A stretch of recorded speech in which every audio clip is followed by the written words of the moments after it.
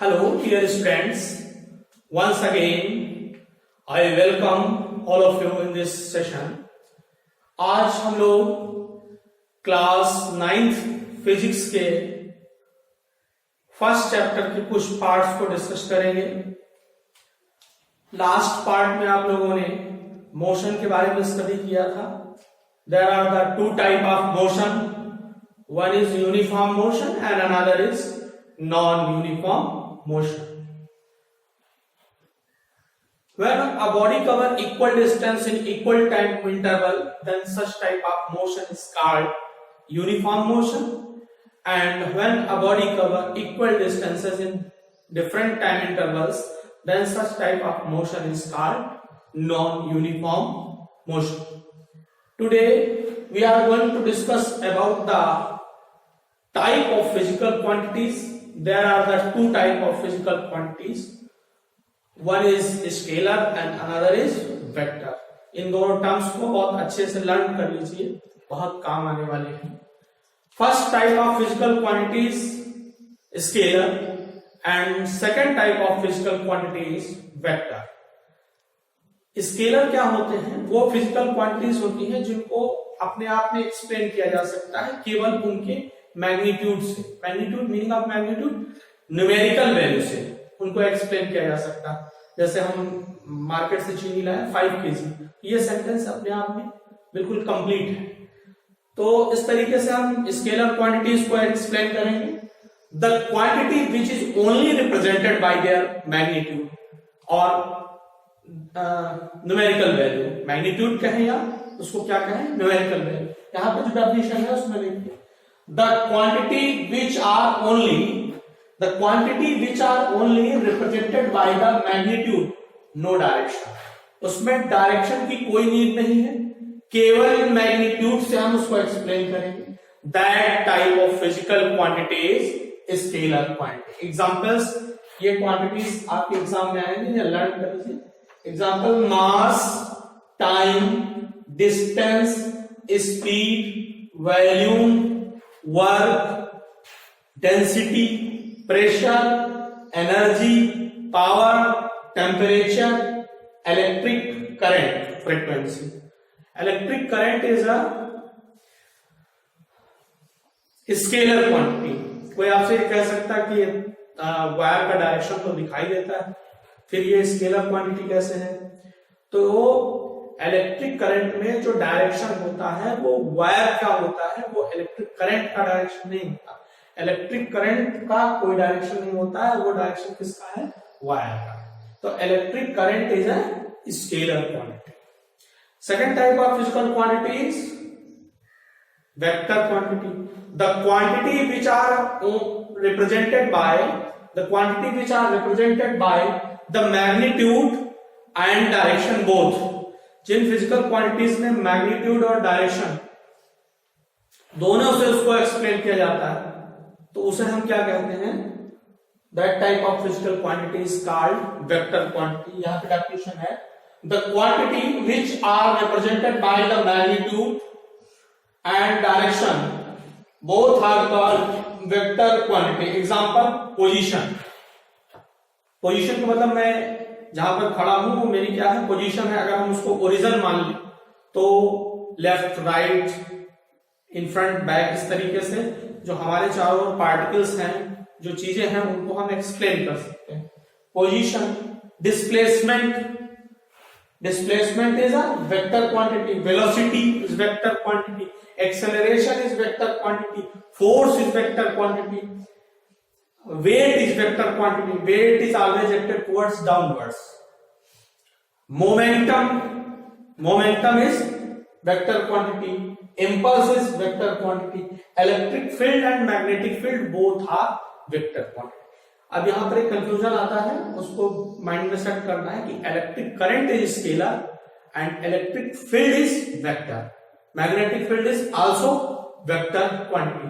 ये जो टर्म्स यहां पर आए हैं स्केलर और वेक्टर्स में, ये आप सिलेबस की स्टडी के साथ साथ इनको आप कंप्लीट करते रहेंगे। Your next topic is distance. Distance and displacement both are the very important topics. Distance क्या होती है, सिंपल वर्ड्स में समझ लीजिए। जब हम चलते हैं तो हमारे पीछे जो फ्लो है, जो लाइन बनती है, ठीक है, कोई पार्टिकल अगर मूव कर रहा है तो उसका जो टोटल लेंथ है that is called distance. The total length covered by the moving particle is called distance. Distance is a scalar quantity. Distance कैसी क्वांटिटी है, स्केलर क्वांटिटी है, and its SI unit is meter. It is represented by small m. ये सब important terms है। Distance is a scalar quantity. मान लिया कि दो सिचुएशन है, एक पॉइंट A है और एक पॉइंट क्या B। तो A से B तक जाने के लिए हमें डिफरेंट पाथ, हम स्ट्रेट लाइन में भी जा सकते हैं, ऐसे भी जा सकते हैं, ऐसे भी जा सकते हैं, ऐसे भी जा सकते हैं। तो हर केस में हमारी डिस्टेंस क्या हो जाएगी, वो चेंज हो जाएगी। ये जो फ्लो हो रहा है, पाथ का जो लाइन बन रही है, that line, the length of total line is called distance. Next term है हमारा डिस्प्लेसमेंट। नेक्स्ट टर्म हमारा क्या है, डिस्प्लेसमेंट। अब डिस्प्लेसमेंट क्या होता है उसको समझते हैं। The shortest distance between the two points या the shortest distance covered by the moving particle is called displacement. It is a vector quantity. Distance scalar quantity है और डिस्प्लेसमेंट क्या है, वेक्टर क्वांटिटी है। यहां पर डेफिनेशन यह है कि the shortest distance covered by the moving particle is called displacement. It is vector quantity. Its SI unit is meter. एक क्वेश्चन देखते हैं, जैसे एक एग्जांपल के तौर पे और समझने की कोशिश करिए कि जब मॉर्निंग में आप स्कूल आते हैं, let us consider the distance between your home and school is 3 kilometre. आपके घर से स्कूल की दूरी 3 किलोमीटर है, 3 किलोमीटर है। तो इस केस में जब फर्स्टली इन द मॉर्निंग आप स्कूल से, घर से स्कूल आते हैं, तो जो आपने डिस्टेंस कवर की है वो कितनी है, 3 किलोमीटर है। और आपका डिस्प्लेसमेंट कितना है, वो भी 3 किलोमीटर। हम भी कंसीडर कर लेते हैं स्ट्रेट लाइन में ही आ रहे हैं। तो 3 किलोमीटर इस केस में डिस्टेंस भी है और डिस्प्लेसमेंट भी है। बट इन द इवनिंग जब आप शाम को घर चले जाते हैं तो डिस्टेंस आप 3 किलोमीटर और कवर करते हैं। तो आपका डिस्टेंस कितना होगा, total distance in the evening is 6 kilometre, but displacement is 0। But displacement is 0 because जहां से आपने चलना स्टार्ट किया था उसी सिचुएशन पर पहुंच गए। In the morning and in the evening when you come back to your home, at that situation your initial point and final point are the same। आपका जो चलने का स्थान है और वापस आने का जो स्थान है वो दोनों क्या है, सेम होगा। क्वेश्चन है, इसको सॉल्व करते हैं। when a particle move on a circular path of a radius r, what is the distance and what is the displacement? Let us consider this is a circular path of radius r. This is origin and this is the point where particle moves starting. First part में देखते हैं, when particle complete one cycle, when particle complete one cycle. जब particle 1 cycle complete कर लेगा तो उसकी distance क्या होगी, देखिए यहां से चलना स्टार्ट करेगा और जब इसी पॉइंट पर आ जाएगा तो ये आपका 1 साइकिल कंप्लीट हो जाएगा।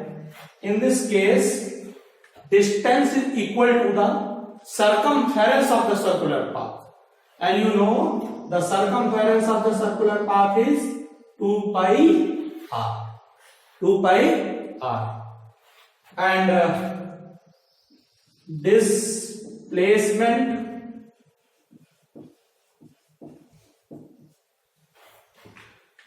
डिस्प्लेसमेंट क्या होगा, जब ये ए से चलना स्टार्ट करेगा और पूरा साइकिल कंप्लीट करके ए पे आ जाएगा, तो इसका इनिशियल पॉइंट और फाइनल पॉइंट सेम हो, इसलिए इसका डिस्प्लेसमेंट क्या होगा, 0 होगा. Okay. And second part is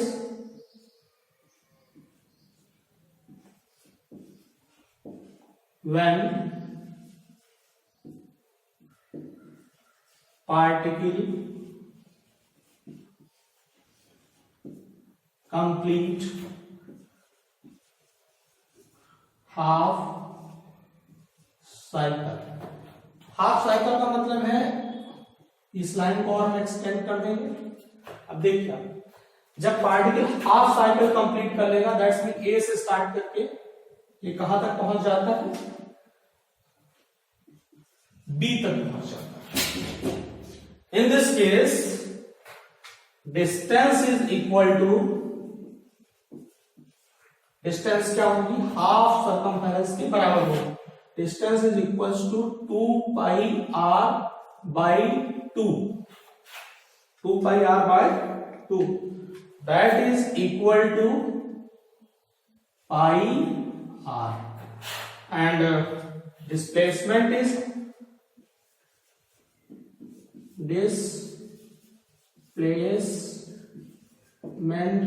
equal to the displacement क्या होगा, a से b के बीच की जो शॉर्टेस्ट डिस्टेंस है.